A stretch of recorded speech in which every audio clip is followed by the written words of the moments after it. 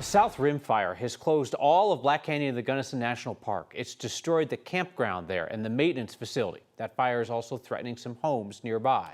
9 News reporter Marc Sallinger is in Montrose talking to firefighters about just how difficult it's been to fight this fire. This roadblock is as close as you can get to Black Canyon of the Gunnison National Park right now. If you've ever been here, you know just how deep and steep the canyon is. Those are the conditions that firefighters are now having to battle these flames in. At the airport in Montrose, firefighting planes wait until they're needed.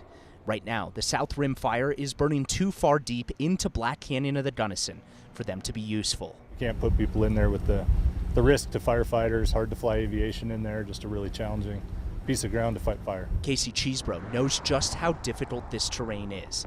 He's the incident commander leading the firefight. Some of that burning material will roll down the canyon and get down below the rest of the fire. Fire loves to run uphill, so having fire in a canyon, that fire all day long wants to just play. From high up above in a helicopter, Nick Ostrom watches the flames as a fire behavior analyst. His job is to help keep firefighters safe and predict how the fire will burn.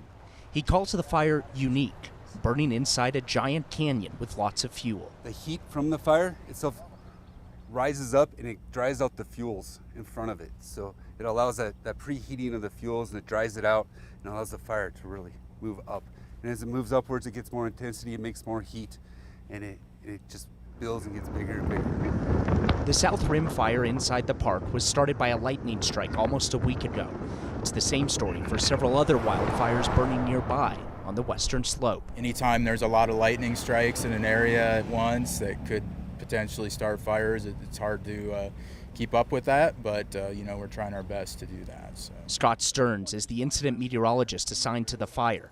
Another storm rolled through this afternoon. It brought much needed rain, but also more lightning. It's kind of a balancing act between, the likelihood of lightning or the occurrence of lightning, and then the amount of precipitation that any given storm puts down. Combine that with wind, humidity, and challenging terrain, and now firefighters have a serious challenge inside the national park. And that's what really stressed resources that were responding to multiple ignitions at the same time.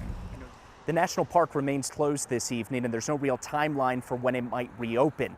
The superintendent told me today that it'll likely reopen in phases, though parts like the campground on the South Rim that was completely destroyed, that will likely be closed for a long time. In Montrose, I'm Marc Sallinger, 9 News.